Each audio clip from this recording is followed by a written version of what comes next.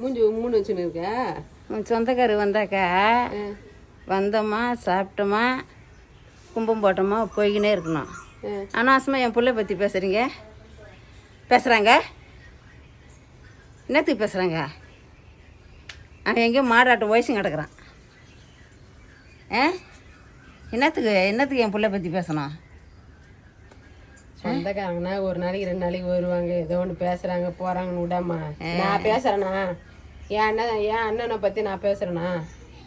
அண்ணனை பற்றி அடுத்தவங்க பேசலாமா? சரி விடு, நல்ல நாளாவது அதுங்கிட்ட போய் சண்டையாக போட்டுன்னு இருக்க முடியும். ஏதோ வந்தமா போயிட்டு அதுங்களா என்ன பார்க்குதுங்க. வந்தமா போயின்னே இருக்கணும்.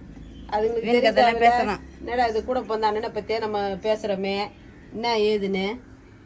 என்னத்துக்கு அனாவசியமாலாம் பேசணும் வந்த இடத்துல? அது அதுங்களுக்கு தெரியணும். மூளை அவ்வளோதான். மூளையா?